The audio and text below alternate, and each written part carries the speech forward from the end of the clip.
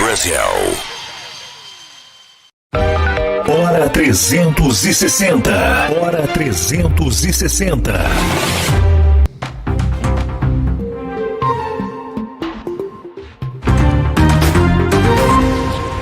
Abraço, boa noite, 7 horas e 2 minutos, horário de Brasília. Para você que nos ouve de todo o Brasil pela Brado Rádio, um abraço. Mais uma vez, hora 360, segunda edição, aqui na primeira rádio conservadora do Nordeste. Segundo alguns, inclusive o Roberto Jefferson, ontem, a primeira rádio conservadora do Brasil. Então, ele tá dizendo aí, não sei se eu posso falar, o que você acha, você que tá ouvindo, você que tá assistindo. Uma boa noite para você que nos assiste também pelo YouTube de todo o Brasil, você que participou na primeira edição do Hora 360, você que inclusive nos ajudou pelo Superchat, né? Muita gente ajudou, foi muito legal, agradeço mais uma vez, inclusive depois do fim do programa, né? Uma pessoa contribuiu e você já fica aí, né? Já tem aí a liberdade para nos ajudar, muito mais fácil. Superchat aí no YouTube, nós precisamos da sua ajuda. Colabore. Então, eu só vou ler os recados aqui do Superchat à noite. Vamos ver?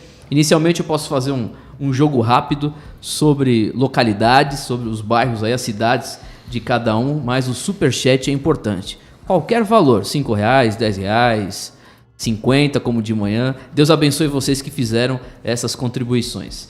São 7 horas e 3 minutos, mais uma vez, para você que nos assiste pela primeira vez, inscreva-se no canal youtube.com/bradoradio, deixe o seu like, ative o sininho de notificações e também compartilhe com todos os seus amigos, em todos os grupos de direita, né? Nós fizemos um investimento gigantesco no estúdio. Nós temos acho que a única estrutura de uma rádio autêntica, conservadora. A melhor estrutura é a nossa da Brado Rádio. Então você está vendo aqui, inclusive o cidadão está falando, não aparece a cidade à noite, não aparece, vou explicar o porquê. O nosso fundo aqui, primeiro que a região não tem muitos prédios, só alguns prédios no final, como você vê de manhã, e nós temos uma película. Essa película, ela é permanente, óbvio, e ela não deixa o sol entrar com muita intensidade durante os programas diurnos. Não tem aquele efeito do contraluz. Você que trabalha com vídeo sabe o que eu estou falando. Sabe quando você vai tirar uma foto com a luz na sua proa, na sua frente, e a pessoa só aparece a silhueta? Então esse é o efeito de contraluz. Se não tivéssemos essa película forte aqui, não daria para fazer essa transmissão com, por exemplo, o programa às 9 horas da manhã. Teríamos o contraluz. Então, tem essa película e durante a noite, óbvio, não aparece nada. Só uma luzinha ou outra aqui no bairro do Costa Azul. Então é isso, gente. O pessoal ficou perguntando, muitas dúvidas. Mas é uma cortina? Não, isso aqui é um fundo mesmo da cidade, óbvio. Fica tudo escuro. E nós temos uma apresentação jornalística, visual, de rádio, né? O Black Studio durante a noite.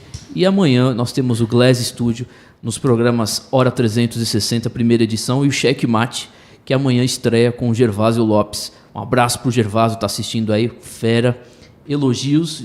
Você sabe que as rádios, por exemplo, tem grandes comentaristas, Paulo Figueiredo, Lucas Ribeiro também, grande comentarista, e nós temos o Gervásio Lopes. Muita gente falando dele. Um abraço, Gervásio Lopes. Deixa eu dar alguns anúncios. Domingo, atenção, você que me assiste, domingo, já coloca na sua agenda. Domingo, a partir das 15 horas, teremos o início da cobertura das eleições, cobertura especial das eleições 2020 em todo o Brasil, não somente em Salvador, mas em todo o Brasil, com algumas pessoas que entrarão ao vivo de Brasília, de São Paulo, de Belo Horizonte, em Minas Gerais, do Rio de Janeiro, do Sul também.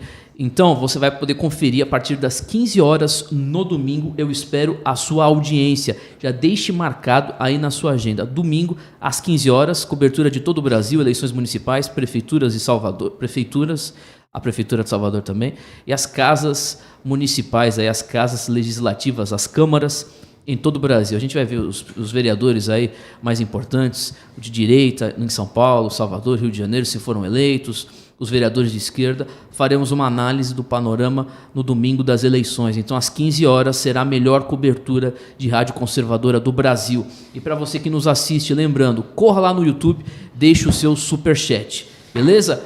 É isso. E também mais um anúncio. Amanhã à noite, nesse mesmo horário, 19 horas, segunda edição do Hora 360, teremos Rodrigo Constantino. É isso mesmo, entrevista com Rodrigo Constantino aqui comigo na Brado Rádio. Já deixa anotado aí na sua agenda, Rodrigo Constantino, beleza?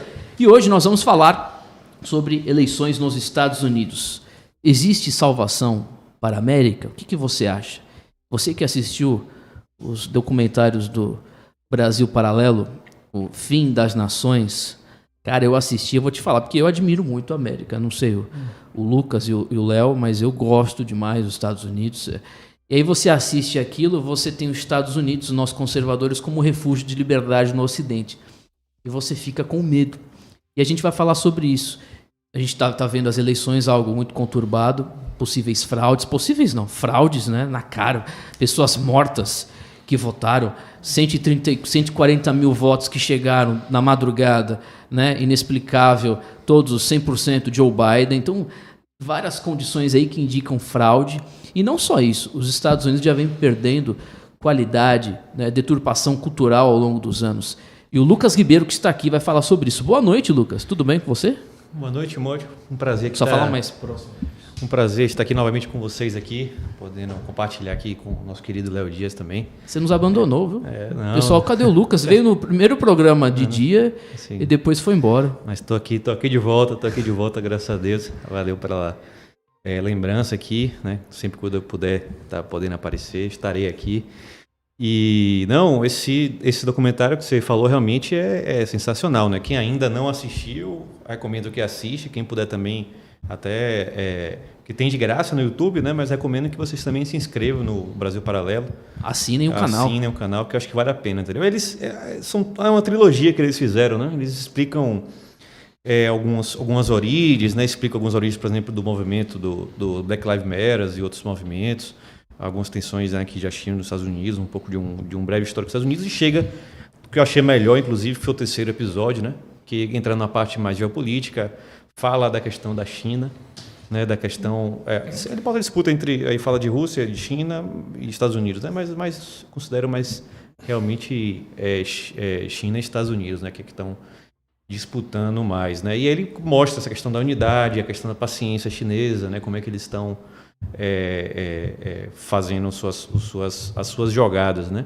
E agora nos Estados Unidos a gente, na verdade, tem, embora vários veículos de comunicação estejam aí cravando, né, uma vitória de Joe Biden, isso na verdade ainda não existiu, né? Então a gente tem que aguardar. Eu imagino que lá para dezembro, né, a gente vai ter a decisão, vai ter recontagem, vai para a Suprema Corte, né?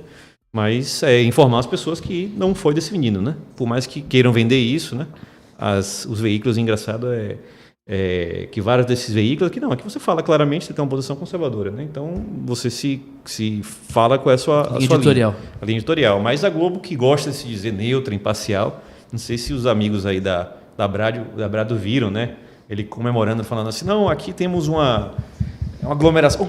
Não, Não, a gente falou de manhã, rapaz. Deu uma audiência, coloquei o vídeo. Não sei se o Diogo estiver no ponto, a gente vai colocar de novo. Deixa eu dar boa noite também. Leonardo Dias na bancada. Tudo bem, Léo? Tudo bem. Boa noite, Mote. Boa noite, Lucas. Boa noite também ao pessoal que está nos acompanhando aí. Esse tema, o tema de hoje é sobre a questão dos Estados Unidos, né? Como o Lucas colocou muito bem, sem dúvida nenhuma, nesse esforço aí que está sendo feito por parte dos globalistas em relação ao domínio do mundo, os Estados Unidos se constituem, sem dúvida nenhuma, na última trincheira, vamos assim dizer, do que eles esperam conquistar ainda para restabelecer de uma vez por todas o controle de como nunca aconteceu antes na história, né? Rapaz, são 7h11. Para você que nos assiste, mais uma vez, boa noite. Compartilhe o link agora do YouTube para todos os seus amigos nos grupos de WhatsApp. Lembrando, nós precisamos aumentar a nossa audiência no YouTube. Para você que está na rádio, já chegou em casa, está ouvindo no celular, está chegando, está no carro, chega em casa, coloca lá no YouTube, no seu celular, no computador, para prestigiar essa bancada aqui da Brado Rádio. Vamos lá, vamos falar de Estados Unidos, destruição da América. Especialista, estamos aqui com o Lucas Ribeiro do Brasil Sem Medo, especialista em geopolítica, fala sobre o cenário dos Estados Unidos. Eleições, então, como mostramos de manhã, não sei se tem no ponto aí mais uma vez, se tiver, você me avisa, você me dá o joinha, Diogo, tá no ponto? Então solta o vídeo do que o Lucas estava falando. Exatamente em frente ao Centro de Convenções da Pensilvânia, que é o local onde a contagem de votos está acontecendo. E toda essa festa aqui na frente do Centro de Convenções é de apoiadores de Joe Biden. Você viu aí, né? Quase não sai. Eu falei de manhã, o pessoal se acabou aqui dando risada. Não consegue, né? Existe essa prisão ideológica. O repórter, ele faz parte, né, de um grupo dessa imprensa. Aliás, não só imprensa, as big techs também, né, Lucas? Eu não sei se você deve se lembrar aqui, né, os amigos aqui da Brado, o que acontece foi uma das coisas que eu falei da questão da liberdade de expressão, né? Eu gostaria de convidar, né, você que é ouvinte da gente, telespectador aqui que é a rádio, que também é meu rádio e TV, né? Então, da Rádio Brado, vai observar hoje como é que está funcionando hoje o seu Instagram, o seu Twitter, né? O seu Facebook, porque a gente chegou num nível de controle social, né? Praticamente, na verdade, orwelliano, na verdade, além de orwelliano. Isso é uma coisa importante de ressaltar, porque se imaginar os ditadores mais sanguinários, mais totalitários do século XX, por exemplo, Hitler, Stalin, Mao Tse-tung, eles nunca tiveram a possibilidade material de fazer o que esses caras estão fazendo hoje, né?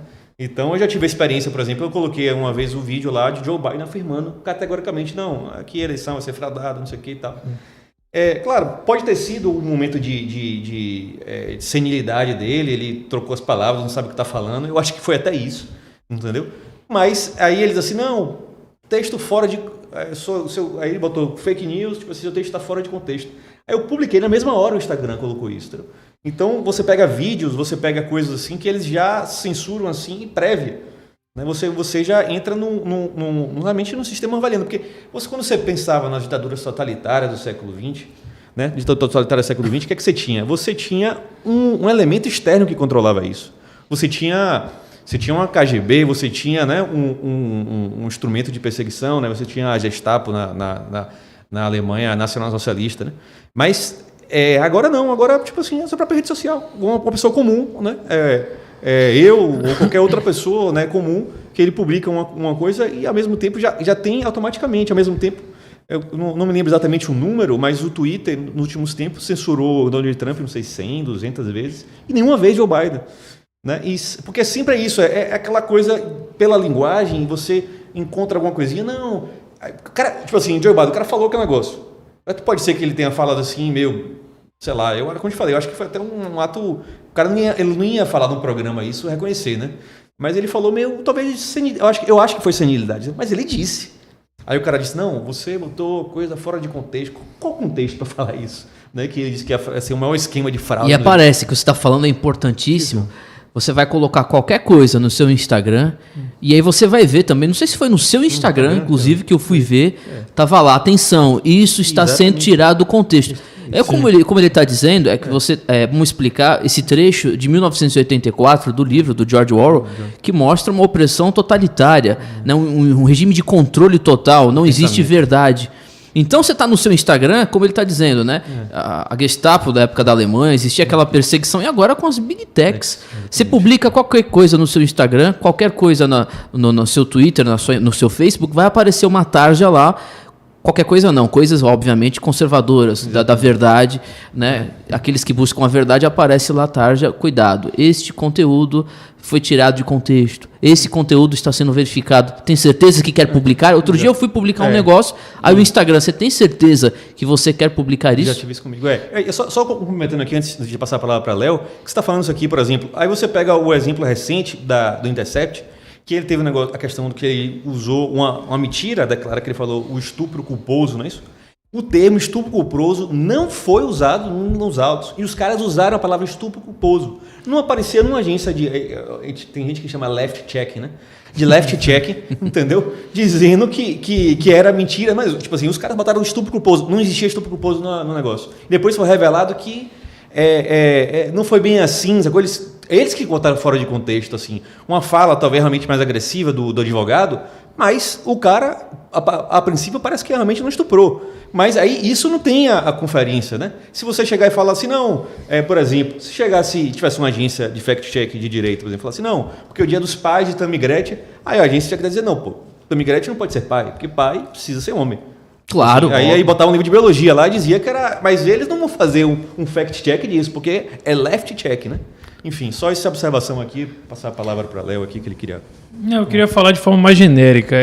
O professor Olavo de Carvalho, ele explica muito bem isso nas aulas dele. Não lembro exatamente qual é o número da aula do COF, mas essa lógica da ascensão dos mecanismos de controle sobre a vida das pessoas, sobre a liberdade das pessoas, né? Porque, de certa forma, à medida que o tempo vai passando, a própria tecnologia, o avanço tecnológico vai propiciando também que o poder concentrado cada vez mais consiga interferir diretamente na realidade da vida como nunca antes, né? Sempre que o tempo vai passando. Então, como o Lucas citou muito bem, mesmo os ditadores mais poderosos do passado, eles não tinham a capacidade de determinar e de interferir diretamente na realidade. Seria um sonho, né, para eles. Apertar o botãozinho. E hoje você tem um grau de concentração elevado que um pequeno grupo vai lá, o bloco comunista russo, o chinês e russo, os globalistas, eles como se apertasse o botãozinho e como se fosse uma espécie de cadeia, ele vai lá e determina uma determinada narrativa, por exemplo, na mídia internacional, que chega também com força na própria classe política. Os políticos dos países hoje, eles nada mais são do que meros representantes desses poderes. Eles trabalham diretamente contra a soberania dos seus respectivos países. No Brasil isso fica muito claro, né? Na linguagem popular, o político está no bolso do esquema chinês e tal, mas na verdade é uma cadeia que às vezes nem eles mesmos conseguem interpretar. Você vê, por exemplo, que quase que de uma forma assim robótica, todos os políticos resolveram de uma hora para outra parabenizar a suposta eleição do presidente fake americano. Então, quer dizer, é claramente algo assim que vem, de certa forma, de cima e chega aqui na base, né? E a mídia, como um todo, é um instrumento fundamental disso, mas hoje já está mais avançado que os próprios políticos também. E lembrando que tudo isso é muito sutil, né? As pessoas acreditam que esse controle através das big techs, que vem de maneira drástica, né? Que já vem falando, não, é tudo muito sutil. Você vê aí, a gente está falando de links que aparecem, informações, tudo vem de fora muito sutil. Vem controlando você, vem indicando algumas informações. O presidente fake dos Estados Unidos, como o Léo falou, vem aparecendo aos poucos. Aí você vê um jornalista que você gosta de manhã comentando no programa, lá na Rede Globo, todo mundo já parabenizou a eleição do Joe Biden. Peraí, não tem nada oficial. E nenhuma agência de fact-check disse que era fake news, né? Porque isso não aconteceu. Não aconteceu. Ele não foi confirmado mas as grandes emissoras estão falando, então é sutil. Aí você vai lá no seu Facebook, tem lá uma mensagem, como o Lucas disse, tem lá uma notícia importantíssima lá do G1, por exemplo. Importantíssimo, eu digo entre aspas, tem um destaque. Joe Biden eleito, 46º, não sei quanto, 46º presidente dos Estados Unidos. E aí não tem nenhuma notificação do Facebook, do Twitter, no Instagram, tá lá bonitinho. Aí você vai ver um link, por exemplo, do blog Senso em Comum, do Flávio Morgenstern, tem lá uma tarja gigante. Acho que no Facebook nem aparece mais, acho que já está bloqueado. Sim. E aí tem lá uma tarja gigante. Então isso é muito sutil. Poxa, então isso aqui já é conteúdo de blog, né? A imprensa, inclusive, já desqualifica o cidadão que faz parte, né? Um blogueiro. Esse aí é blogueiro. Então existe essa é gradativo, vem aos poucos, vem controlando. Pode falar. Só uma observação, Timóteo, é só para acrescentar isso que você está falando aí. Eu tinha falado de Facebook, de Twitter e tal, mas esqueci de comentar do Google. Tem um texto meu que eu fiz também lá no Brasil Sem Medo, que eu falei da questão dos Big Techs, que estava vindo investigação lá, e aconteceu uma coisa, por exemplo, com relação a não sei se vocês conhecem, né, um site conservador que tem nos Estados Unidos chamado Breitbart. Sim, conheço, acompanho no Instagram, muito bom. Então, o Breitbart, ele teve uma redução para essa eleição do alcance de 99,9%. Tipo assim, se você procurasse Joe Biden no Google, não apareceria nunca Breitbart, porque o Breitbart sempre vai ter uma postura mais crítica a Joe Biden, né? Mas ele, se você está fora do Google, você está fora do debate público, entendeu? Então, esses instrumentos todos, a gente precisa discutir isso, inclusive trazer esse debate para o Brasil. Porque o que é que eu acho? O que eu acho é o seguinte, tanto o Twitter quanto o Facebook e tal, eles começaram com uma ideia muito simples. Não, a gente não produz conteúdo. Nós somos uma plataforma neutra, isenta. Inicialmente era assim, né? Cada um publicar o que quer. Então, qual é a vantagem deles para isso? Eles não podem ser processados, porque o processo é quem publicou. Aí, sei lá, esse processo é isso aqui, porque ele publicou, eu não posso ser processado. Mas no momento que ele passa a fazer um trabalho de edição, dizer, não, isso é verdade, isso é mentira, isso eu vou diminuir o negócio, isso eu vou aumentar a difusão, isso eu vou diminuir a difusão, então você deixou de ser plataforma neutra. Claro. Então, a gente tem que começar a tratar juridicamente e tudo de forma diferente. E derruba esse discurso imbecil, liberal, né? Com todo respeito para você que é liberal, clássico. Ah, não, mas são plataformas são privadas, né? São veículos particulares, então eles não é bem assim. Se está declarando que é plataforma neutra, então você tem que seguir isso. Mas é que tá, essa diferença é essa, porque se eles fossem realmente neutros, poderia até falar esse discurso, mas não é o caso. Se ele começa a fazer a edição e dizer o que é que vai ter mais peso, vai ter menos peso, então já deixou de ser neutro. Então, assim, se ele se propõe a ser uma plataforma neutra, ele não pode fazer isso mais. E até a dimensão que eles tomaram, entendeu? Você pega o Facebook, fala com 1 bilhão de pessoas, acho que já tem mais que a população da China, entendeu? 2 bilhões, eu acho, de pessoas usuários no Facebook, entendeu? O Google, praticamente todas as pesquisas do mundo são feitas pelo Google, entendeu? Então, assim, eles já têm um poder de um país. Eles têm um poder de um país, que a pessoa fica pensando, porque tem que ter um Estado, não sei o quê. Eles estão funcionando como um Leviatã.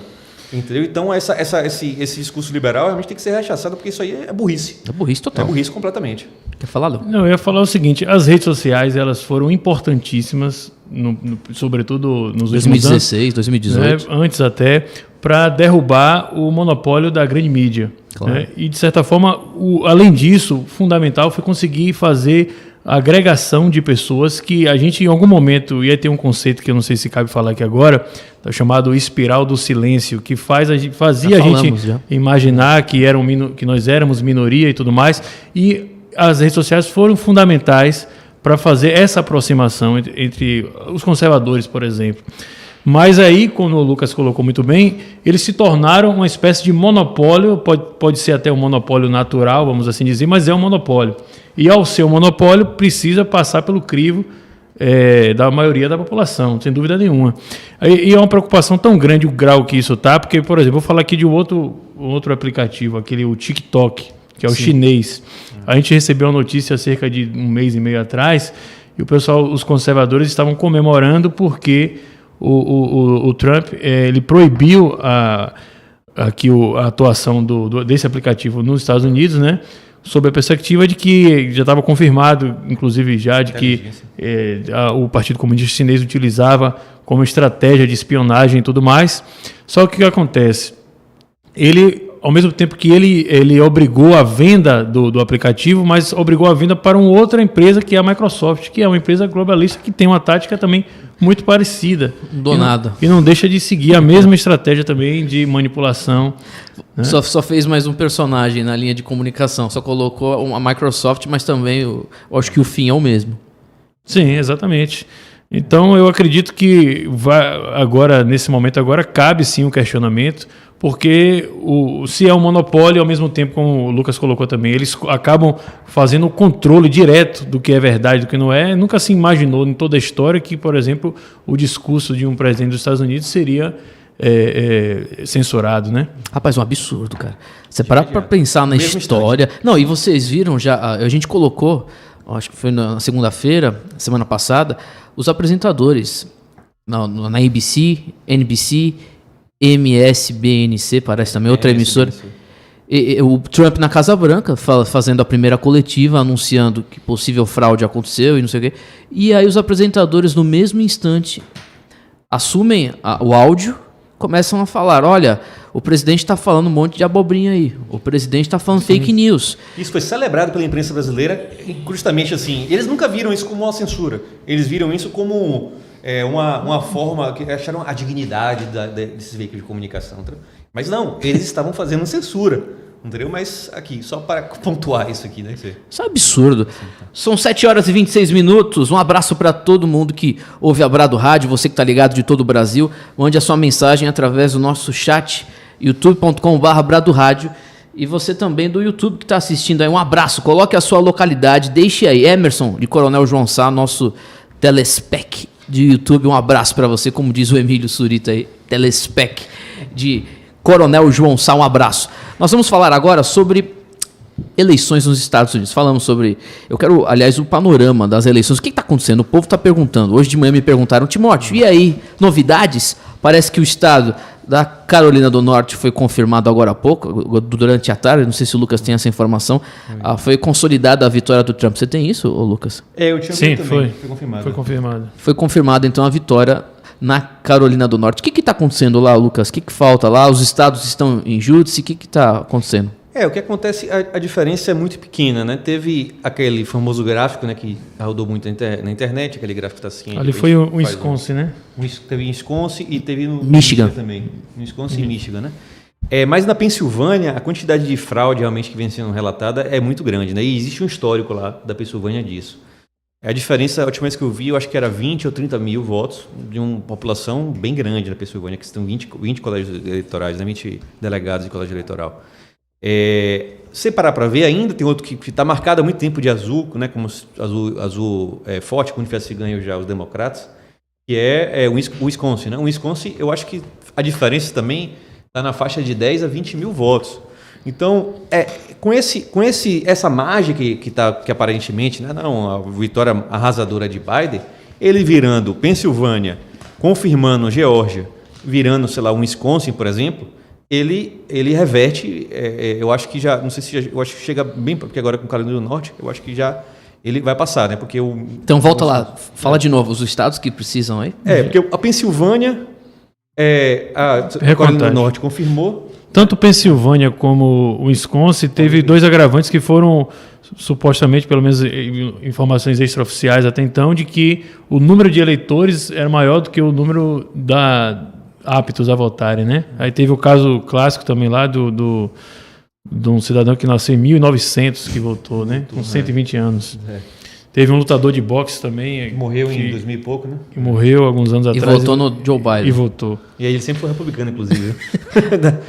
Depois que morreu, virou republicano. Eu acho que a grande questão assim, Timóteo, eu não sou especialista, o Lucas está muito mais por dentro do que eu nessa parte, mas eu acho que é essa lógica aí do voto do correio, né? Porque em grande medida, o percentual de votos considerados inválidos em relação a todas as eleições era muito grande em relação ao que foi agora, efetivamente agora, e também a diferença do percentual de votos aceitos, né? Porque os critérios para a votação pelo correio eram muito mais rígidos e foram afrouxados sobre essa perspectiva da fraudemia, né? E aí o que é que eu acho assim que pode reverter, certo? Agora vamos falar concretamente dos pontos que eu acho que dá para reverter. Como o Léo estava falando aqui, eu acho que a principal questão é o voto por correio, né? Por exemplo, porque aqui no Brasil seria inadmissível, né? E lá é uma sociedade que tem mais confiança. E como o Léo disse, né? Antes era um número menor, não era aquela coisa que influenciava tanto. Agora foi um número muito grande. Então, por exemplo, o que é que pode acontecer? Pode ter interpretação na Suprema Corte de não aceitar determinados votos a partir de tal dia. Isso vai derrubar muito voto. Entendeu? Se essa interpretação vigorar, pode ter uma virada com muitos votos. Né? Ou verificar, porque, por exemplo, teve vários cartas, a diferença é você conseguir mostrar isso. Né? Mas que eles foram feitos depois, mas que colocaram, você viu, teve várias pessoas mostrando vídeos também, né? De pessoas colocando uma data depois, que a eleição foi na terça, né? Na quarta, no dia depois, mas ele botou para o dia anterior. Tá? Então, tem isso aí que dá uma margem. Tem questão de alguns aplicativos também que fizeram a contagem, né? Que aí você joga, curiosamente, esses aplicativos foram nos estados, os principais swing states, e que jogaram a vantagem para Biden. Você tem outra questão, por exemplo, você pega Biden e conseguiu... Só para não tirar seu raciocínio, com relação a essa questão do aplicativo, nós temos uma amostra muito clara que foi, se eu não me engano, o resultado de um dos condados de Michigan, né? Exato. Que foi feita a recontagem e a diferença foi absurda. Foi uma vantagem de 57% para o Biden e depois ele caiu, ficou com 47%. Trump igual a 60%. Então, na verdade, isso é uma amostragem. Se mantiver essa tendência, por exemplo, o Trump já ganha em Michigan, por exemplo. Mudar isso aí em alguns condados aí, você já... Porque é isso, Sim. Às vezes o condado que estava, como ele falou, 55 para Biden era 55 para Trump. Então, se você fizer isso, sei lá, 5, 6 condados, você já inverte todo o jogo, porque a vantagem é muito pequena. Então, aí você tem isso do aplicativo. Você tem dos votos do Correio, você pode anular vários outros. Aí vai ver que forjou uma data posterior àquilo, entendeu? Voto de gente morta. Então, se for somar tudo isso, vai ser um número muito grande. E eu acho que a quantidade... Agora a pessoa fala assim, mas historicamente as recontagens não mudaram tantos votos assim. Mas a questão é a seguinte, nunca teve uma eleição por Correio com tanto voto fraudado. Então, a possibilidade de mudar é muito grande. Porque assim, aí parece assim aquele mapa assim, né? E principalmente a questão da população. É importante frisar ao pessoal que o voto popular tem uma importância e tal, mas não é o que decide é o colégio eleitoral. Entendeu? Então, às vezes, tipo assim, Biden consegue uma votação muito expressiva, sei lá, na Califórnia e tal, que é uma população muito grande, mas vai ter o mesmo colégio eleitoral que ganhasse por uma margem pequena, entendeu? Então, é um sistema um pouco diferente, é uma lógica mais federalista de preservar o poder dos estados, entendeu? Mas, enfim, então são essas mudanças. Mudou um pouquinho no Michigan, mudou um pouquinho no Wisconsin, mudou um pouquinho a Pensilvânia, entendeu? Mudou um pouquinho na Geórgia, a Nevada ainda pode, a Arizona ainda pode. Né? A Nevada também, o Trump ganhou praticamente todos os condados, se bem que o estado tem poucos condados, porque é um estado mais desértico, mas ele perdeu na região de Las Vegas, que foi justamente onde teve também uma quantidade muito grande de votos dos Correios também. Que podem ser anulados. Você falou do Arizona, tem informação importante lá? Existe a probabilidade de mudança também? Ainda existe, está em aberto também. O que você via em alguns lugares, alguns botaram em cinza, outros no azul fraco, né? Mas ainda não, até onde eu tinha visto a informação, não sei se lá tem uma atualização, acho que não estava confirmado. Mas tinha a possibilidade de Trump virar. Mas é isso que ela também está falando aqui. Entendeu? Esses elementos, você invertendo isso, você colocando isso, se a Suprema Corte fala, não, o voto que veio depois não entra. Acabou. E o que você acha? O que a Suprema Corte dos Estados Unidos vai falar? Porque vai ter uns processos normais, né? Acho que primeiramente, vai passar pelas instâncias pelas cortes estaduais, vai ter ação. Hoje o Procurador-Geral, né, aquele Barr, ele também fez um pedido também, uma solicitação de investigação. Ele está recebendo uma quantidade de denúncias muito grandes, porque o pessoal exigia assim o negócio. Imagina a quantidade brutal de informação disso aí. Entendeu? Vai saindo muita coisa na internet, às vezes a gente não sabe o que é verdade, o que é que não é, entendeu? Mas está se juntando, se coletando uma quantidade de informações muito grande para apresentar isso para a justiça. Entendeu? Não é o que eu, Lucas, o que Léo pensa, o que Timóteo pensa, o que o que é a verdade. O que a jornalista Cocotinha da Globo News, né? O que o Guga Chakra acha. Não, isso não importa. Se o Guga Chakra acha ou não acha, não importa. O que importa é a justiça dos Estados Unidos decidir. Entendeu? Não é o que importa que a CNN dos Estados Unidos diga ou que a CNN do Brasil diga. O que importa é a justiça americana falar. Então, a gente se antecipar, e já estava muita gente, né, na imprensa brasileira dizendo, não, que Bolsonaro, só o Bolsonaro, a China e a Rússia não se posicionaram, não sei o quê. Aí eu falei, como é que ele vai se posicionar? Não saiu o resultado ainda. Os caras querem que se posicione antes disso? Não, tem que esperar sair o resultado. Deixa eu ler o superchat do Antônio Braga. Atenção, você quiser mandar mensagem, superchat aí no YouTube. Antônio Braga, um abraço para ele. Antônio, o TRE Bahia resolve interromper campanha eleitoral de rua em todo o estado. Coincidentemente, pesquisas apontando o crescimento de César Leite, candidato conservador à Prefeitura de Salvador. Eu achei um absurdo. Aliás, tantas críticas eu fiz aqui hoje de manhã ao TRE, é um absurdo. Bom, gente, vamos falar sobre os Estados Unidos, voltando. Daqui a pouco a gente faz um comentário geral sobre eleição aqui em Salvador, política nacional também no Brasil. Vamos falar sobre essa deturpação cultural nos Estados Unidos. Você que está em casa, se já assistiu, sabe como é triste o impacto no documentário Brasil Paralelo, Fim das Nações. Assista, estou faltando o 3º episódio para assistir. Aí eu dormi, estava cansado, eu vou assistir hoje o 3º episódio. E mostra, desde a Guerra do Vietnã, a influência cultural do comunismo nos Estados Unidos. Eu gostaria de perguntar ao Leonardo e ao Lucas quais foram os impactos efetivos dessa infiltração revolucionária no país que é, sim, o pilar da liberdade no Ocidente. Quer falar, Léo? A estratégia da Revolução Gramsciana, né?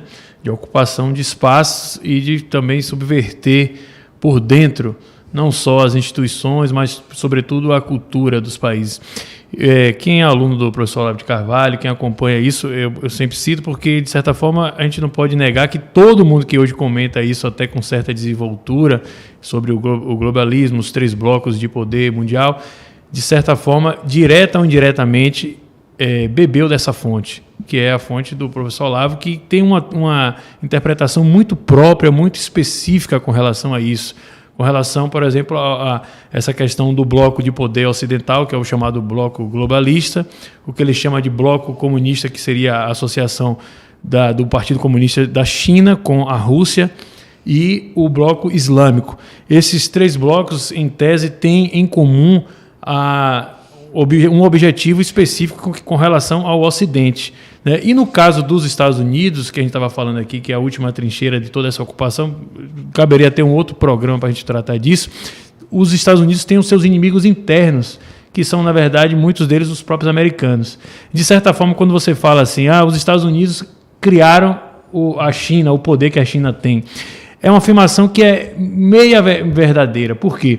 Porque as empresas americanas, em algum momento, nas décadas passadas, perceberam a possibilidade de transferir suas plantas de produção para a China, em escala industrial, em função do aproveitamento, principalmente da mão de obra barata, praticamente escrava. Imagine que um trabalhador chinês, não sei dados atuais, mas há 4 anos atrás, o cara trabalhava em média 16, 17 horas por dia. Nossa. Ou seja, o cara só fazia dormir, acordar e trabalhar e comer rato no intervalo. Mas literalmente.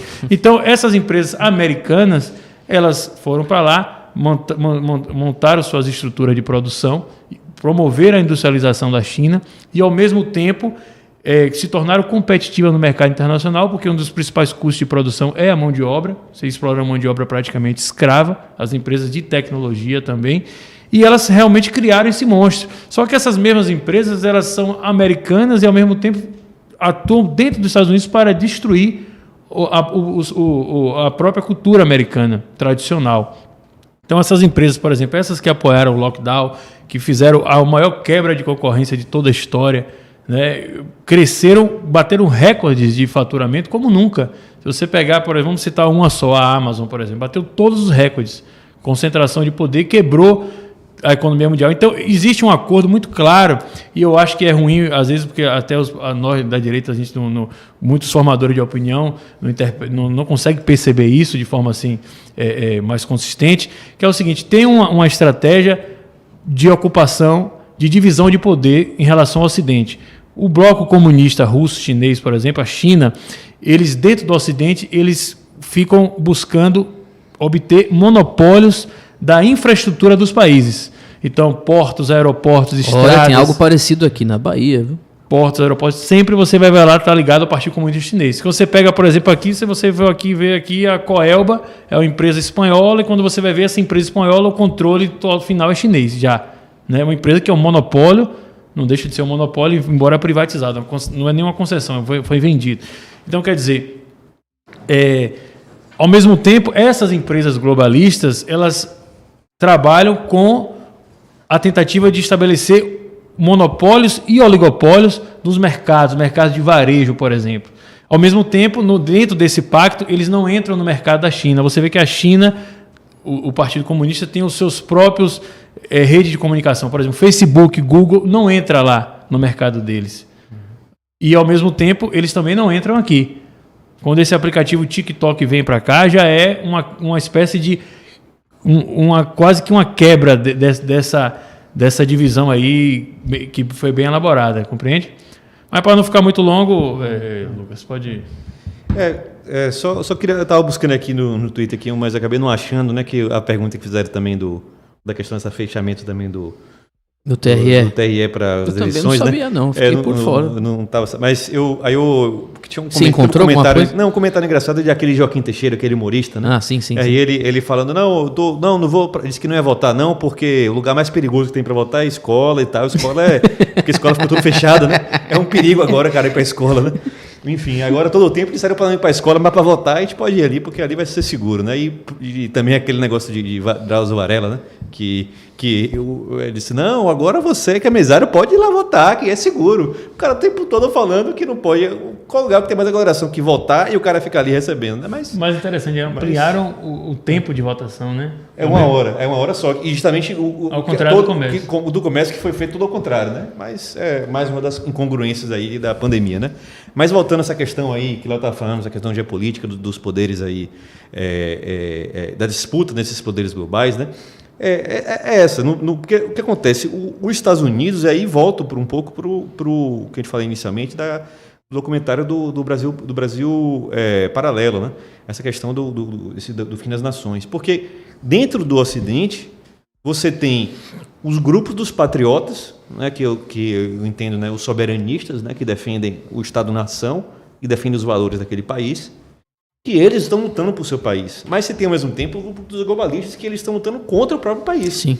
Então, os globalistas, embora, né, a maioria esteja nos Estados Unidos, em vários lugares da Europa e tal, mas eles buscam justamente para destruir os valores que construíram o Ocidente. Né? Embora eles estejam geograficamente ali, eles estão, de certa forma, com o intuito da própria destruição interna. Entendeu? E isso está muito bem explicado lá no fim das Nações, né?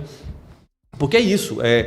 Eles buscam destruir a religião, né? Eles buscam destruir os valores da sociedade, né? Colocar uns contra os outros. Né? E aí você observa aqui como você pega esses movimentos, por exemplo, Black Lives Matter, né? Ele radicalizando nesse momento, né?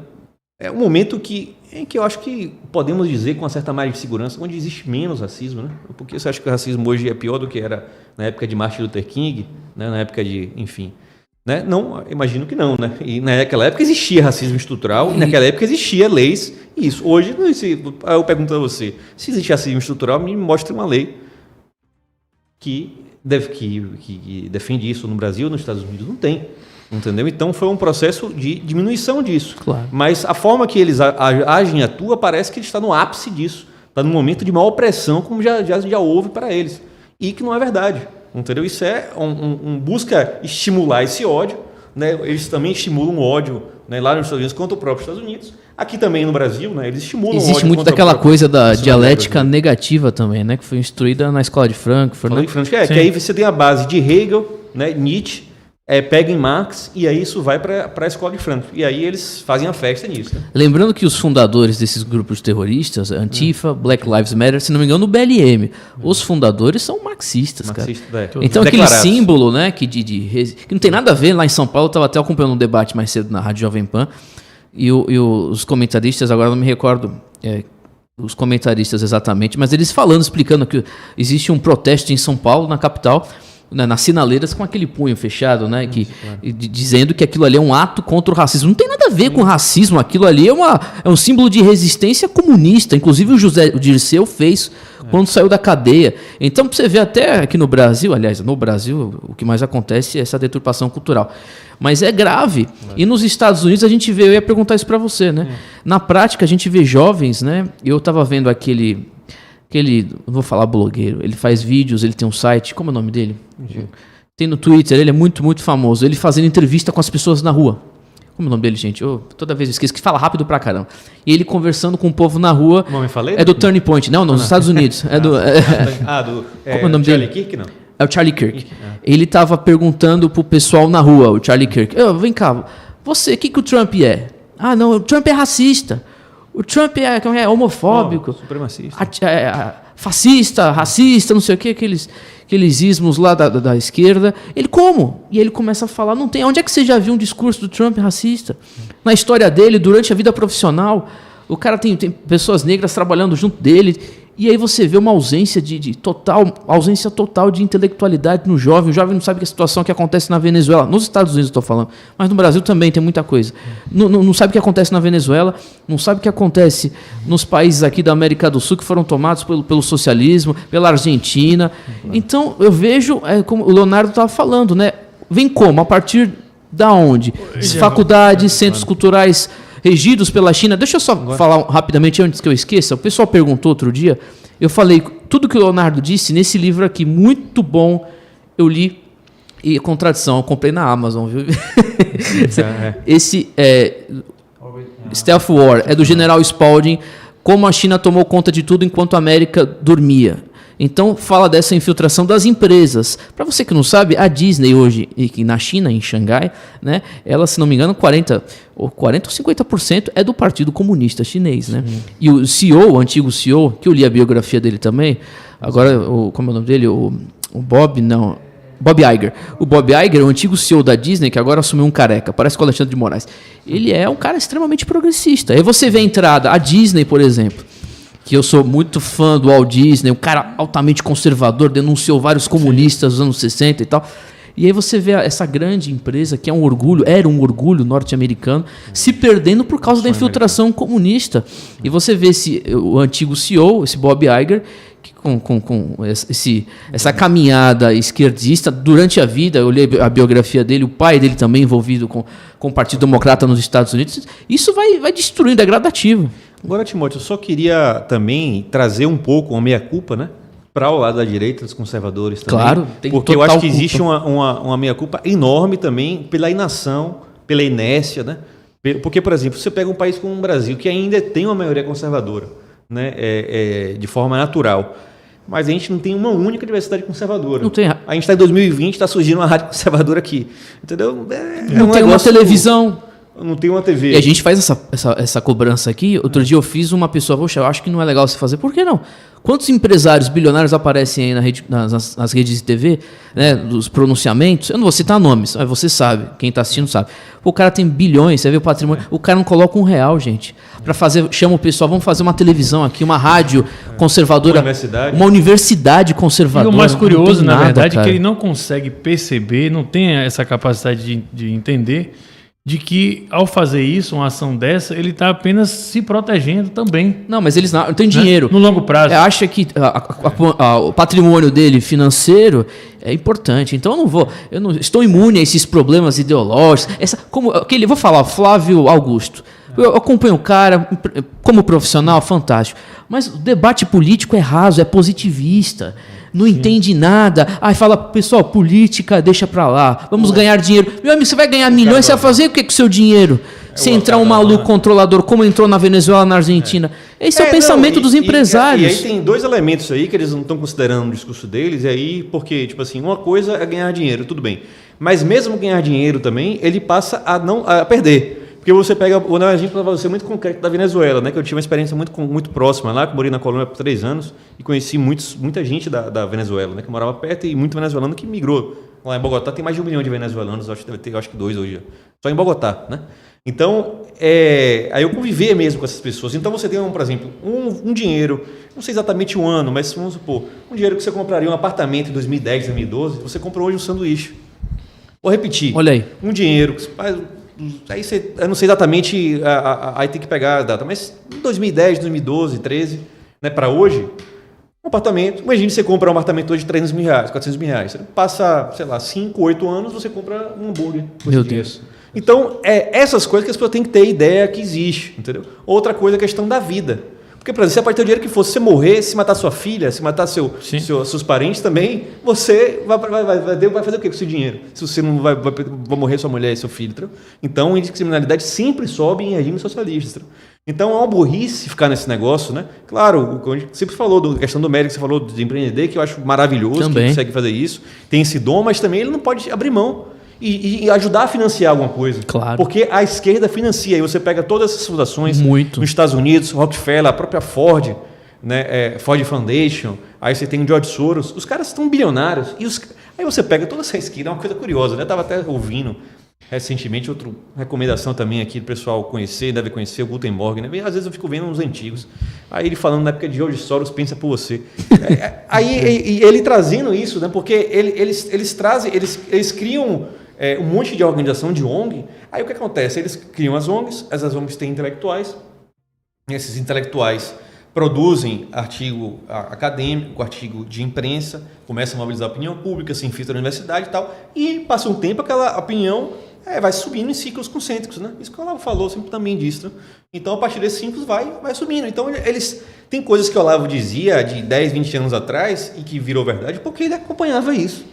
Aquilo ali vai vir de um negócio. Então, os caras começaram a fazer isso e vai ter um resultado depois. Né? O Gervásio colocou muito bem aqui, se eu não me engano, não sei se foi ontem, foi hoje, surgiu esse tema, ele falou da questão do propósito que ele consegue vender. Essa juventude, por exemplo, do movimento do Black Lives Matter, né?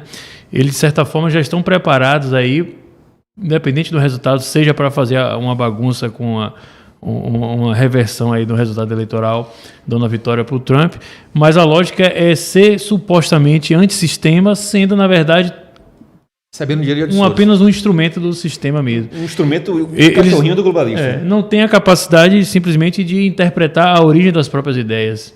Então, de certa forma, eles vão lá seguir o que o George Soros pensou por eles, ao mesmo tempo ele acha que ele é contra o George Soros, que é um mega capitalista e que ele está lutando para derrubar o sistema capitalista. Complementando com isso aí, como o Léo disse, trazendo, por exemplo, para o Brasil, você pega, por exemplo, esse que foi o que eu lembro que eu vi nesse podcast, né? Antigo, que eu estava vendo recentemente. Aí ele fala, por exemplo, não sei se você lembra daquela época do pessoal do Fora do Eixo, Mídia Ninja, né? Que você lembra de 2013 e tal? Esse pessoal recebia dinheiro da Open Society. Ou seja, eles se acham super antissistema, eles acham assim, não, pô, estou rompendo com todas as amarras do sistema, mas ele está recebendo dinheiro de George Soros, pô.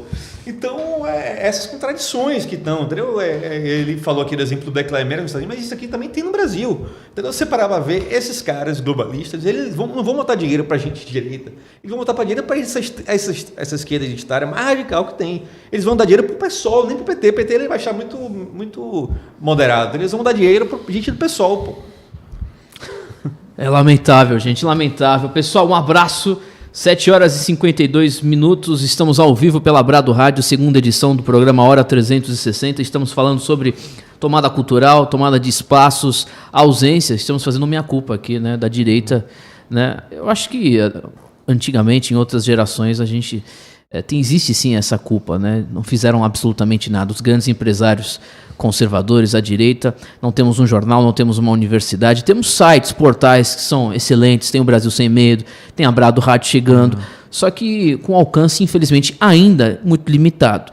Não existe algo forte que consiga movimentar, né? Você vê a massa, a grande massa se movendo. O impressionante, eu queria comentar com vocês, eu estava lendo sobre o investimento de campanha deste ano do Trump, né? Você vê pessoas, ele teve um grande número de pessoas, de trabalhadores, de pessoas que trabalham em montadoras de veículos, as pessoas que ganharam, né, que conseguiram sair do desemprego, né, sair dessa era de miséria assoladora que foi o governo Obama. Então esses trabalhadores investiram na campanha do Trump. Você vê a grande massa ajudando. A mesma coisa que acontece no Brasil na campanha de 2018 do governo Bolsonaro. Você vê a massa na rede social, o povão na rede social. Você não vê uma super empresa como aconteceu com o Biden. Você tem as big techs, você tem as grandes empresas, as grandes corporações financiando com bilhões de dólares. Então você tem grupos, mas o povo real sempre está ao lado da verdade. E você tinha aquele enquadramento antigo, né, marxista, que falava aquela questão de luta de classes, e aqui o voto, né, porque se você usar essa lógica interpretativa, né, que eles usavam, que até por um tempo funcionou em alguma medida, né, mas nunca sempre, porque senão a esquerda teria ganhado sempre, desde que a Revolução Francesa ganhou, né, porque sempre tem mais pobre do que gente rica, classe média, né. Mas que ele dizia, não, porque a esquerda representava os trabalhadores, os operários e tal. Mas isso cada vez menos verdade. Você pega hoje, como você falou, aí esse cara que é o trabalhador, que é o empresário, né, de colarinho azul, né, sem ser de branco, né, colarinho com a mão suja de graxa e tal. Esse cara, que você dá o cara ganha o dinheiro, o que ele faz? Ele vai lá dar o dinheiro para a igreja dele, católica, igreja evangélica, né? Ele vai querer botar lá a filha dele, quer que a filha se comporte, né, dentro de uma lógica um pouco mais conservadora nas vestimentas dela, na forma de agir. Claro. Então, ele vai, por exemplo, o Bolsonaro vai falar, né, um candidato de direita, conservador, vai falar, não, eu quero que onde ele fala assim, o vagabundo tem que se foder. Tipo assim, o cara se sente, eu quero que o vagabundo se foda. Entendeu? Então, todo esse discurso, e ao contrário, todo o discurso da esquerda identitária, realmente, embora em termos midiáticos, em termos na universidade, no espaço que ela ocupa na universidade, o espaço que ela ocupa na mídia, parece que são ideias super populares, mas são extremamente populares. Ninguém quer isso. Tipo assim, você pergunte, chegue qualquer um aí, aleatoriamente, faça uma enquete aí, pergunte ao seu porteiro, pergunte ao taxista se ele quer que o filho dele receba educação de ideologia de gênero, ele vai dizer que não. Claro. Entendeu? Então, a maioria, você pode fazer aí, ao redor de você aí, com qualquer pessoa. Com todo respeito, você pega uma foto de um protesto desse. né? Não falo nem do Black Lives Matter, do Antifa, falo do Brasil. Aquele pessoal, né? Grupos feminazes aqui, que tem muito. Aquele pessoal cabelo pintado, né? E não vou falar o resto. Você pega e apresenta em qualquer grupo aí, um clube social, um boteco. Você chega num... Ó, não vou falar nem igreja, né? Isso é muito visível. Mas você vai para outro lugar. Pergunta, você acha isso aqui bom? Ou você acha que o povo real vai acatar um negócio desse? Vai aceitar um negócio desse? Isso é impossível. Por isso que existe até essa mudança, né? E a direita peca muitas vezes porque ela é ligada aos símbolos. O Alexandre, aleluia, até falou sobre isso. Você vê a Manuela Dávila lá no Rio Grande do Sul, né? Em Porto Alegre. Cabelo de senhora conservadora, vestido a lá Michele Bolsonaro, fechando tudo certinho. E aí fala, não, onde é que foi esse martelo? Onde é que estão os cabelos pintados? Onde é que está a cor vermelha? Então tá tudo indo embora, por quê? E aí o povo fica ligado aos símbolos, mas não sabe que na verdade a essência continua a mesma, a essência mortal. Aí engana muitos aí, né? Ele vê assim, oi, Manuela Dávila, como ela tá bonitinha, a postura dela, né? Ela não tá gritando mais, tá falando na forma do cara e tal. E aí ele se perde no símbolo, né? Realmente. Eu queria retomar o que você estava falando antes aí, o seguinte... o que mudou, na verdade, foram as estratégias da esquerda, mas o objetivo de continuar dividindo a sociedade para aumentar o seu poder, ele se manteve constante ao longo do tempo. Imagine que hoje, nesse auge da Revolução Cultural, lá atrás, aqui no Brasil, vamos pegar aqui a esquerda brasileira ainda em meados dos anos 60, os anos 70, você tinha uma estratégia do discurso marxista, da interpretação de luta de classe. Aí você pegava um trabalhador aqui, por exemplo, que saía daqui da Bahia e ia trabalhar lá na indústria automobilística de São Bernardo do Campo, né? Aí você quer mostrar um cara desse que às vezes corta a cana no sertão e não consegue nem mal se alimentar. Aí ele sai daqui da Bahia, vai para lá, para São Paulo, começa a trabalhar, com o dinheiro que ele ganha, ele consegue inclusive levar a família para ir morar com ele em São Paulo, né? No auge do êxodo daqui de nordestino para São Paulo. E aí, como é que você vai colocar na cabeça dele que ele está sendo subjugado pelo patrão, que ele está sendo explorado? Ele vai ficar aqui, continuar aqui, em muitos lugares do interior, aqui na seca, sem comida, sem nada. Então aí você teve uma divisão da esquerda clássica e essa interpretação da estratégia da revolução cultural, de ocupação de espaço, ligada mais a Gramsci e à escola de Frankfurt, ganhou mais notoriedade dentro da interpretação do que eles deveriam seguir, né? Muitos ainda em algum momento acreditaram na luta armada e depois perceberam que foram derrotados nessa perspectiva, né? Então eu acho que hoje a gente consegue perceber isso assim de uma forma mais consolidada, mas a gente tem que analisar também como era antes a esquerda, né? Esse momento que pode voltar também. Eu acredito que nos Estados Unidos, que o que está acontecendo hoje, fica muito mais claro que nos Estados Unidos eles tinham essa visão, só que lá você não tinha tanta a possibilidade de você conseguir penetrar como você fez no Brasil. Embora as ideias sejam sempre geradas muitas vezes lá dentro do Partido Democrata, elas têm mais fertilidade aqui. Muito mais. Quer falar, Lucas? O que é esse livro aí? Posso trazer aqui um comentário? Claro. É seu? Esse aqui não. Esse aqui, mas eu comprei recentemente, não estou ganhando um jabá por isso nem nada. Mas como o tema aqui, realmente a gente está falando muito, né, de elementos globalistas, tem vários outros que a gente podia recomendar, né? Eu gostaria de recomendar quem puder também, aqui a gente fala a referência da gente, né, que a gente usou aqui, é aquele debate do professor Olavo com o Dugin, né, que ele fala sobre essa questão. O professor ganhou. É um livro de geopolítica muito bom, vale a pena que vocês comprem, né? Os 3 blocos. Que ele fala dos 3 blocos e tal. Esse outro livro aqui, eu comprei recentemente, essa editora EDA, na Educação, Direito e Autocultura. Aqui, ó, a Educação Unesco, a clonagem do meio, né? Do meio ou de lá? É sua, aquela lá. Essa aqui, né? De lá. Aqui a do meio, essa aqui, ó. A Clonagem das Mentes, né? Esse livro aqui, pelo índice aqui, eu vou falar um pouquinho do índice aqui para o pessoal se animar. Eu acho que vale a pena buscar aqui. Ele fala da ideologia Unesco. E ele traz uns elementos muito interessantes. Eu estava lendo, não terminei ainda, mas eu li alguns pedaços, né? Que ele traz alguns elementos, por exemplo, da família Huxley, que eu conheci, porque você tem o famoso escritor Aldous Huxley, né? Que escreveu Admirável Mundo Novo, que é um livro excelente.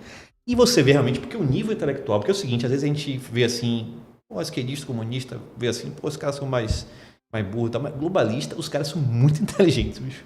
Os caras, assim, é um nível, assim, intelectual dos caras, assim, muito grande mesmo. Você pega aí você tinha Aldous Huxley, e você tem um cara chamado Thomas Huxley, foi um dos caras que criou a Unesco, e aqui ele fala disso. que é parente, tem uma família também. Ele bebeu muito dessa questão do cientificismo, né, da questão que a ciência, que a gente está tudo esse discurso da MS hoje aí, né? É ciência, tipo o novo Deus, né? Ele bebe também no darwinismo, né? Você pega, inclusive no início, né, do século XIX, o darwinismo foi uma coisa muito, de certa forma tem elementos disso um pouco darwinistas hoje na questão do aborto, né, da eugenia e tal, que tem elementos darwinistas nisso também. Aí, vários outros elementos aqui, ele fala aqui, o freudianismo, o socialismo fabiano, né, o anticolonialismo, o internacionalismo e tal. Aí ele vai elencando e trabalhando esses pontos. E aí, o que é que ele busca criar, que é o cidadão global. Tem uma expressão que ele usa que é humanitismo científico. Porque, às vezes, o globalismo é muito difícil de a gente entender, porque ele tem uma série de influências, né, que, às vezes, a gente fala assim, não, porque o globalismo é comunista, não é que, às vezes aquele tema que fala nova era, né? Às vezes o pessoal interpreta nova era, tem aquele negócio meio Illuminati, tem umas coisas mesmo meio estranhas, mas a pessoa tem que entender o seguinte, que é uma mistura de um grande caldo de ideologias ali que se juntaram. Aí, como eu te falei aqui, você tem esse cientificismo, você tem o positivismo, você tem também elementos socialistas, social-democratas, você tem elementos liberais, que tem muito liberal que às vezes... Porque está tudo ali misturado, né? Agora, uma coisa que eu acho que unifica, uma coisa que eu acho que eu percebendo aqui, uma coisa que eu acho que é uma base disso aí, eu acho que é o sentimento anticristão. Eu acho que a coisa que mais une, se parar para ver assim, acho que a coisa que eles mais tem horror é o cristianismo. Eu só trazendo assim alguns elementos, porque eu acho que esse livro aqui, quem puder, quiser entender mostra mais de novo a capa, Lucas? É aqui. Eu quero até saber também. A clonagem das mentes. A clonagem das mentes. Na verdade, Lucas, só para pontuar uma observação aí, o termo globalista, ele se aplica, na verdade, ao globalista mesmo. Não é o que milita em favor, sem nem perceber isso. Então, por exemplo, se você for age, né? interpretar quais são os globalistas brasileiros, Paulo Lema, né? A rigor você consegue citar um, basicamente. Eu só lembro desse também. Quem que é o... Luciano Huck? Não, o Luciano Huck não seria o Lema, um só quem que é o outro? O Paulo Lema é um que consegue influenciar diretamente nessa cadeia. Está no topo da pirâmide, que tem essa capacidade de dar um comando. É o Soros Brazuca. Como se fosse uma espécie de Soros brasileiro. Mas existem, na verdade, dentro da cadeia, as pessoas que vão ali defender esses valores que são globalistas e que são, sobretudo, anticristãos. Né? E são anticristãos, mas a defesa do valor anticristão, ou melhor, do valor não, ser anticristão, é justamente o que une os três blocos em relação ao Ocidente, que é o bloco comunista e o bloco islâmico também. Né? Que aí fecha com aquela ideia, né, que a gente falava. Né? Mas o globalista, a rigor, é o cidadão que consegue interferir diretamente, que está no topo da cadeia de comando. Né? Que você entende que isso outro seria o idiota útil do É um cara que está chegando, por exemplo, e está dizendo, a imprensa do mundo inteiro, nós vamos dizer aqui, vai ter que ter essa narrativa. Aí você pega as agências de notícias e vai descendo, chega até um blogzinho que fica copiando notícia, que não tem... Que não sabe nem o que está acontecendo de fato e está lá copiando e colando e está reproduzindo. Ctrl-C, Ctrl-V, ele vai lá e copia e reproduz aquela informação como se fosse a verdade. E aí os grandes veículos é onde as pessoas vão falar, não, saiu nesse site é porque eu acredito que está nesse site aqui. Né? Então você acha, por exemplo, que uma pessoa, então, muitas vezes no movimento feminista, no movimento racialista, às vezes ele nem tem consciência do que ela faz parte, né? Ou sim, na verdade ele não tem a capacidade de entender o que ele está defendendo. Ele tá, peçazinha minúscula. Então, o movimento feminista, o movimento mais específico, como até um movimento sem terra, seja lá o que for, são todos micromovimentos, microinstrumentos do globalismo. Uma peça maior dentro de uma pirâmide que o cara está lá em cima comandando. Então, esses movimentos da defesa do ecossistema, né? Você pega o Partido Novo, por exemplo. O Partido Novo segue a agenda da ONU, a agenda 2030, né? Agenda 2030 da ONU. Então, quer dizer, é como se fosse uma espécie de esquerda do futuro. Porque caberia um outro programa para a gente falar sobre isso aqui, mas basicamente no futuro, os liberais que falam, eu sou a favor da privatização e eu quero redução do Estado. Tem uma deputada. Os globalistas também querem. Só que os globalistas querem privatizar tudo para estabelecer novos monopólios, novos oligopólios que serão mais fortes do que o próprio Estado. No futuro, os Estados nacionais vão perder força e eles vão se tornar apenas meros instrumentos como se fosse fiscalização a novos entrantes, a novos concorrentes, de manutenção desses monopólios e desses oligopólios que serão tão fortes, mas tão fortes que serão mais poderosos do que o próprio Estado. Esse elemento, só com uma complementação histórica com o que Léo está dizendo, assim, até acho que trazer uma analogia que eu acho que, para ajudar um pouco a ilustrar o que eu acho que Léo está dizendo, entendeu? Eu acho que o sistema globalista hoje funciona um pouco parecido, antigamente, na Idade Média, com as casas dinásticas.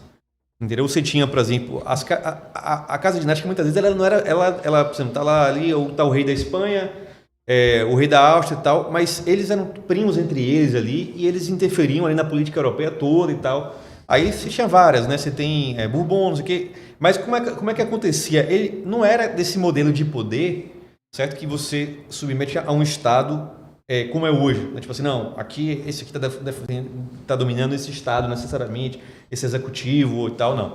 É tipo um modelo assim, em rede. Ele se infiltra em vários lugares, certo? Então aí você tem, vamos dar um exemplo aqui, você tem, considerando que, sei lá, uma casa dinástica da Unesco, entendeu? Aí ela vai ter um braço, sei lá, em Nova York, um braço lá em Genebra, na Suíça, vai ter um braço lá no Rio de Janeiro, vai ter um braço não sei onde, e ali vai ter pessoas ali, eles circulando entre eles, né, influenciando, né, mas de uma forma, não é assim uma imposição assim de cima para baixo, assim, de uma forma como um Estado nacional, entendeu? É uma lógica como assim, mais orgânica, mais enraizada, mais de rede, entendeu? É grave. São 8 horas e 7 minutos. Para você que quiser mandar a sua mensagem, utilize o Superchat. Nós temos aí no chat e você já nos ajuda. Lembrando que nós não temos financiamento de nenhum Jorge Soros conservador, né? Não, aliás, a direita não tem isso. Nós não temos financiamento de nenhum grupo político, de nenhum partido, de nenhuma esfera também de poder federal, estadual, casa legislativa. Nós temos você que nos assiste. Então nós precisamos da sua ajuda. Você que é empresário, você que busca a tomada de espaço, a retomada de espaço, o resgate da cultura brasileira, nos ajude. Brado Rádio lá no Apoia-se, tem o link aí no vídeo do YouTube, apoia-se, apoia.se/Brado Rádio. Nós temos o nosso Superchat, você pode contribuir com qualquer quantia, não tem essa dificuldade, R$5, R$2, nos ajude. Nós precisamos de você, brasileiro de todo o Brasil, para que a Brado Rádio continue crescendo e continue nessa guerra cultural que é de extrema importância. E se você for empresário e quiser patrocinar, envie um e-mail para contato@bradoradio.com.br. A conversa tá boa aqui, né? A pauta dos Estados Unidos, falamos sobre guerra cultural no mundo, né? As elites globalistas. Mas eu quero perguntar ao Lucas e ao Leonardo Dias, que estão aqui na bancada, sobre América Latina, para a gente encerrar o programa, a situação do Peru. Eu fiz um texto, saiu agora no Brasil Sem Medo, quem puder ver com mais cuidado, vou tentar passar uns para... eu tenho que voltar um pouquinho, explicar um pouco um contexto, né, porque a gente não sabe muita coisa aqui, o pessoal não vai saber muita coisa sobre o Peru aqui no Brasil em geral, né? Então, o que acontece? O Peru teve um impacto recente muito forte da corrupção da Odebrecht. Né? E a corrupção da Odebrecht pegou, né, políticos, né, de esquerda e de direita também. Em 2011, né, o Ollanta Humala, né, foi um presidente que foi, da época, vinculado ao Foro de São Paulo, que foi um cara do Exército, que tentou dar um golpe em Fujimori, né, nos anos 90, e vinculado à APRE, que é uma linha que chama nacionalista, mas é um nacionalismo socialista também. Entendeu? Esse cara, o Marcelo Odebrecht, na época, falou que deu $3 milhões para ele, né, de corrupção, né, para a campanha eleitoral dele, e isso teve um impacto forte nele. Acabou, foi investigado e teve problemas. Depois, um outro presidente também, que foi presidente lá de esquerda, que é Alan Garcia, também ficou envolvido nesse caso do Odebrecht. Em 2019, ano passado, ele se suicidou quando foi uma pessoa lá da polícia na casa dele, né, por supostos, né, movimentos de corrupção. E teve também, dentro de uma direita mais nacional populista, né, que é de Keiko Fujimori, que também foi chamuscada aí por algumas denúncias de corrupção. Né? Então, você tem um panorama dos últimos anos de muita instabilidade institucional. Né? Em 2016, teve uma eleição que foi o cara Pedro Pablo Kuczynski, né, que ele seria um cara de liberal de centro, e você tinha a Keiko Fujimori, né, naquele momento, em 2017, apresentando uma direita nacional populista. Né? Então, teve essa disputa. Ele ganhou o que chama Pepeca, né? Que fez esse nome ficar estranho, mas em português é assim, né? PPK, né? A gente chama Pepeca para os íntimos. Mas o Pepeca, ele ganhou tipo 50, alguma coisa, contra 49, alguma coisa. E ele ganhou, mas ele não tinha base no Congresso. Né? E aí ele saiu logo, se não me engano, em 2018, e aí entrou o vice dele, que seria Martim Vizcarra. Né, Martim Vizcarra, aproveitando dando um alerta, né, para os ouvintes aqui, para o nosso governo também. O Martim Vizcarra, por um momento, foi bastante popular no Peru, inclusive, né, estava com bastante popularidade. Ele estava avançando, ele estava num discurso muito de luta de corrupção e numa lógica tecnocrática. Né? Que é um pouco o que o Milico pensa, né, que você... Mas, enfim, aí ele estava nessa lógica de tecnocrático, não vamos falar de ideologia e tal, tecnocracia, né, não, gestão, tal, boa, e combater corrupção, né? O que aconteceu foi empichado ontem, né, ontem de madrugada, para hoje, né, de ontem para hoje, e aí sofreu o processo de impeachment, ele não conseguiu fazer a colisão de forças e perdeu, botaram um caso dele lá, eu acho que uma coisa de 2014, não teve ainda julgamento, mas ele foi a justificativa para ele perder alguma coisa de corrupção também. Entendeu? Então, mas o cenário lá está aberto. Né? Assim, a gente teve problemas maiores aqui na América Latina. Entendeu?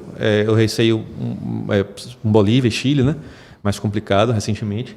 Mas eu acredito que o jogo no Peru está aberto. Entendeu? Eu acho que existe a possibilidade da direita votar, mas pode votar à esquerda. Tipo assim, está muito aberto o jogo, porque caiu esse cara, ele saiu com a popularidade, não era nem tão ruim, mas perdeu, não tinha força no Congresso, e ele foi impactado muito pelo Covid também, que aí gerou uma crise econômica também, e aí já aquele mal-estar, né? E aí ele saiu muito enfraquecido com a crise do coronavírus.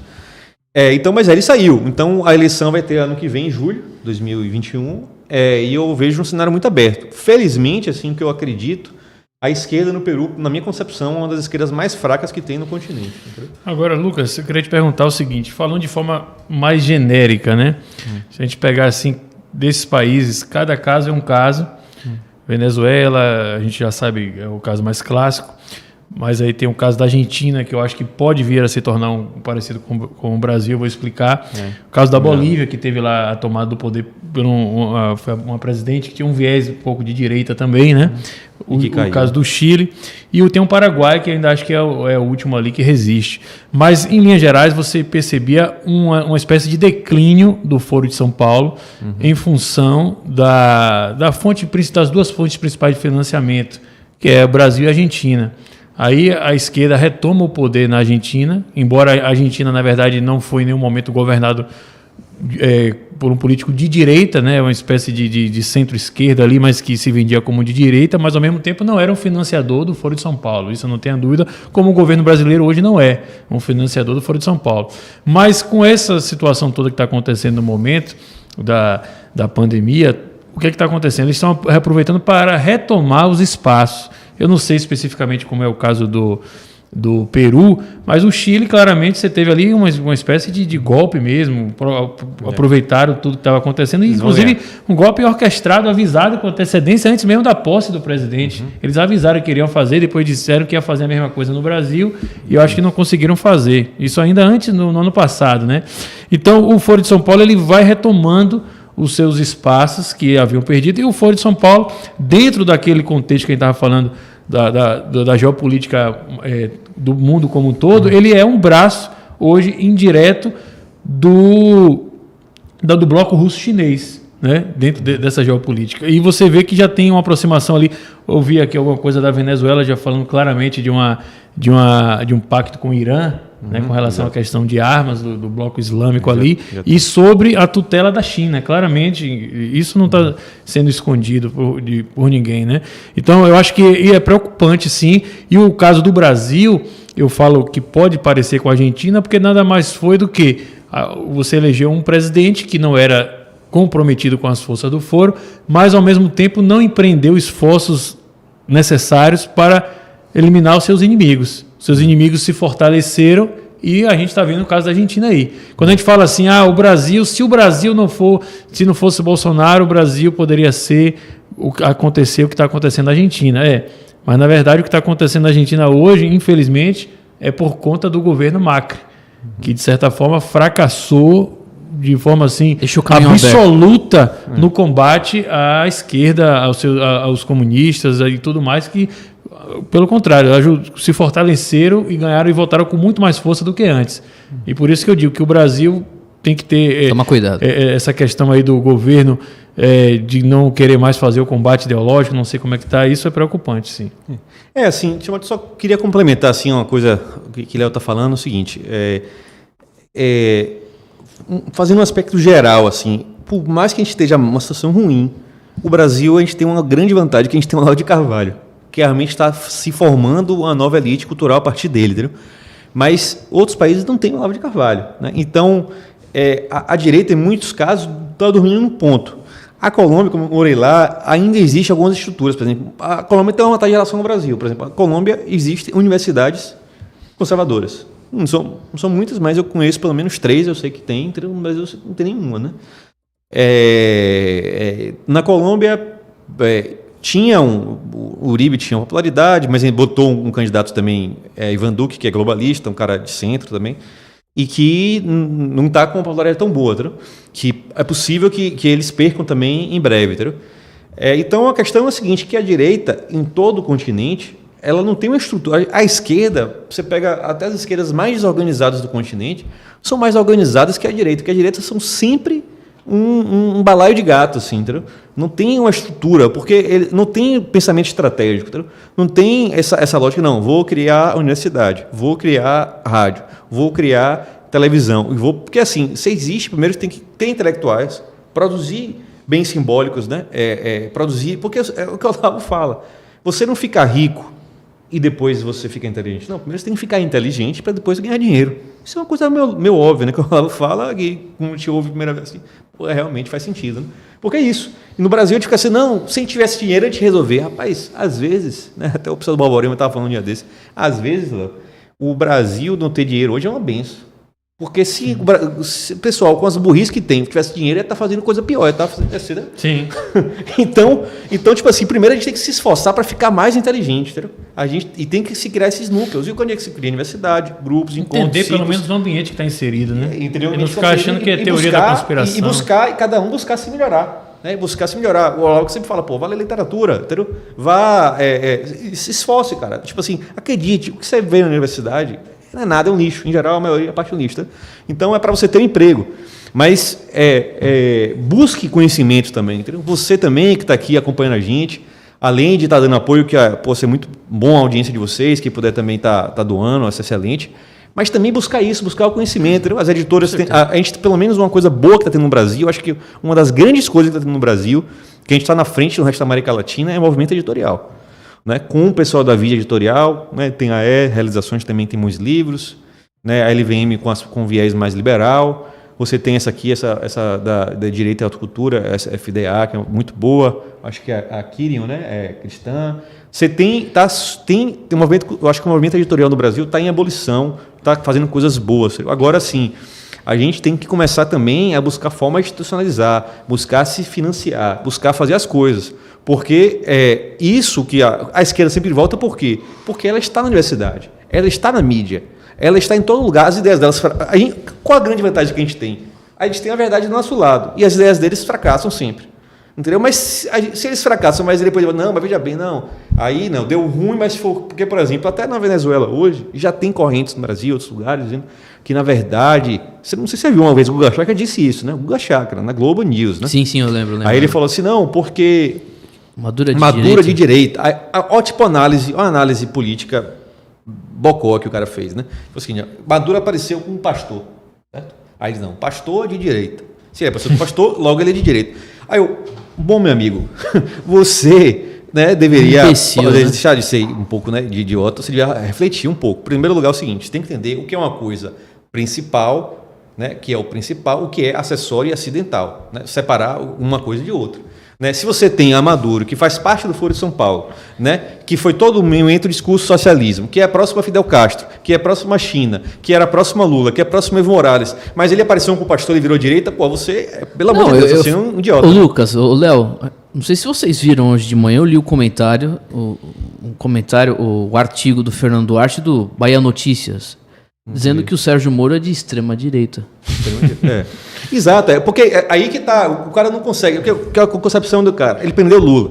Lula era um símbolo da esquerda, se ele prendeu ele, é extrema-direita. Não, isso não tem sentido. Tipo assim, Lula, o que é Sérgio Moro? Sérgio Moro é apenas um cara com um ambiente, um horizonte de consciência e de imaginação relativamente reduzido. Mas que era um cara que, como juiz, ele queria fazer o trabalho certo. Só isso. Ele queria tinha lá, e mais ou menos, ainda com ressalvas, né? Aí ele precisa até comentar mais. Mas, enfim, ele prendeu porque tinha muita prova e ele teve que prender, entendeu? Mas isso não faz ele direito. Você pergunte para ele a agenda pergunte se ele defende armamento civil, a liberação, seja a nível menor ou maior, nem a liberação mínima. Vocês já leram o trabalho, o TCC do Moro? Ah, não, sobre o quê? Tem na internet. Aborto, né? Sobre o Moro, o que a gente pode falar? Primeiro, da atuação dele, ele foi louvado e por todo mundo, como o Lucas falou, por ter feito o trabalho dele parcialmente correto. Porque, na verdade, o que aconteceu, que ninguém fala, ele prendeu Lula, primeiro colocou praticamente no hotel 5 estrelas, porque ele nunca esteve preso, né? Numa sala especial da Polícia Federal, contrariando o que está previsto na própria legislação. E, ao mesmo tempo, prendeu o cara por ter roubado um apartamentozinho, sendo que o cara roubou bilhões. Quer dizer, é o que justifica, inclusive, o discurso esquerdista de que o cara foi preso por nada e que outros roubaram mais. Mas o esquema mesmo, como começou lá a refinaria de Pasadena e tudo mais, quem que está preso por conta disso? Bilhões. Abreu Lima, né? Lima. E a questão das grandes empresas, das construtoras. Do metrô de Caracas. E o BNDES. O porto de Mariel, né? Então, assim... E, ao mesmo tempo, como você falou, ele sempre foi de esquerda. Em algum momento nós tivemos uma esperança, o alinhamento dele com o presidente Bolsonaro fez a gente acreditar. Mas você vê, logo no início, uma das primeiras ações dele foi formar o conselho, ele pegou... desarmamentista, vários esquerdistas lá. Que fazia campanha de ele não. Deixa eu só voltar a esse assunto. Eu sei que a gente ia falar disso outro dia, também. Mas o Fernando Duarte é jornalista, é o editor-chefe do site Bahia Notícias, um portal daqui da Bahia, e ele disse que também o Luciano Huck faz parte de uma direita caviar, que o PSDB é aquela velha história, gente. O PSDB é de direita. Então, já você lê um negócio desse, tem um pouquinho de inteligência, você já pega aí, como a gente fez de manhã, joga fora. Olha, deixa eu só, 8 horas e 23 minutos, para você que nos ouve em todo o Brasil, pela Brado Rádio, um abraço, muito obrigado pela sua audiência. Deixa eu mandar um abraço ao Beto, que fez o superchat de R$10. Parabéns, Rádio Brado, avante conservadores. Valeu, meu irmão.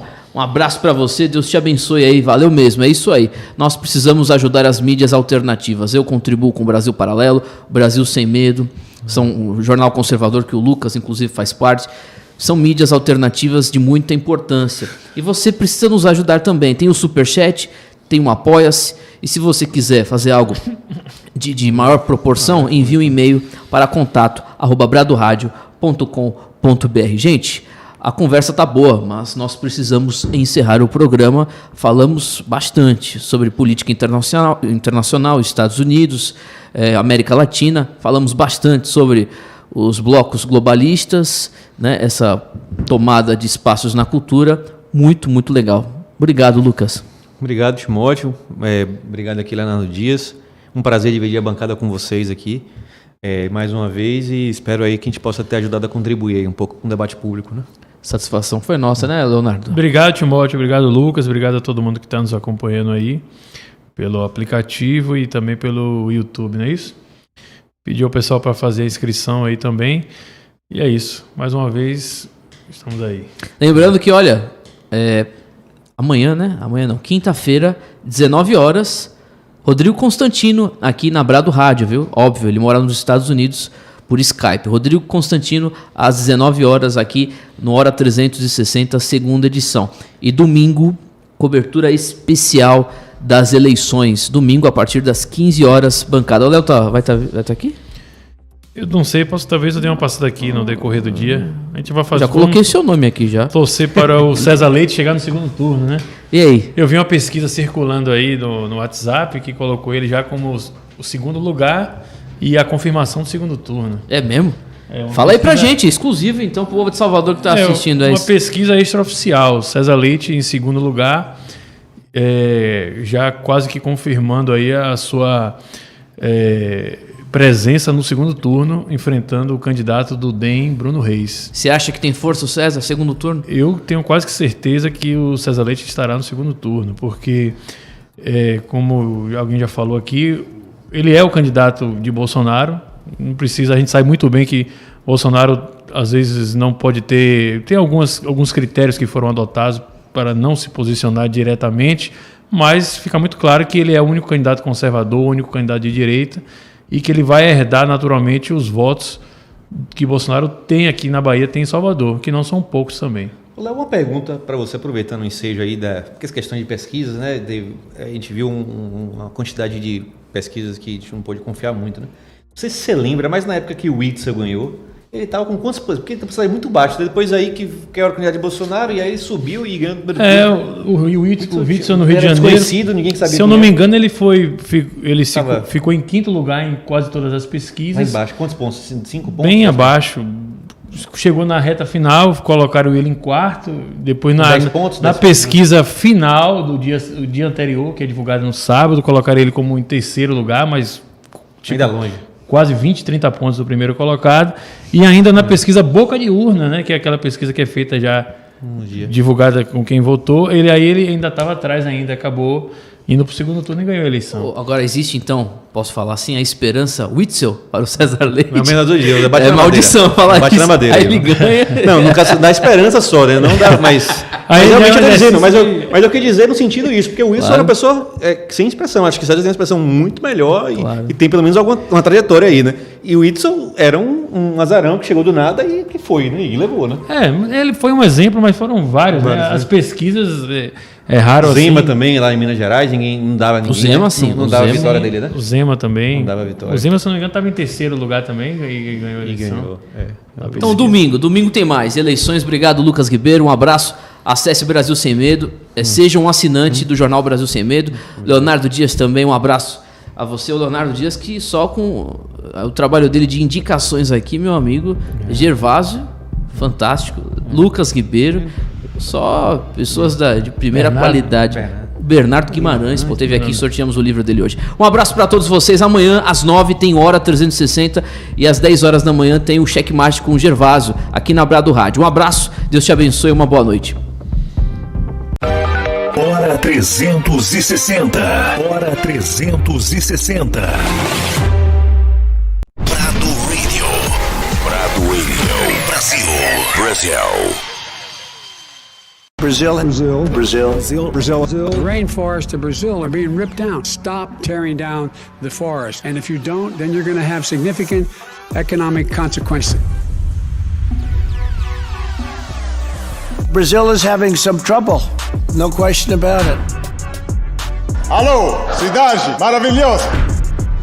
Today I want to speak directly to the Brazilian people about how we can strengthen the friendship between our nations.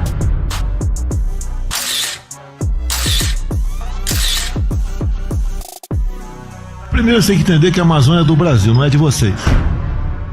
Eles não têm autoridade para vir se discutir essa questão para conosco. I have been a great admirer of Brazil and a great admirer of the leadership that President Lula has shown throughout Latin America and throughout the world. Et comme j'ai beaucoup d'amitié et de respect pour le peuple brésilien, j'espère très rapidement qu'ils auront un président qui se comporte à la hauteur.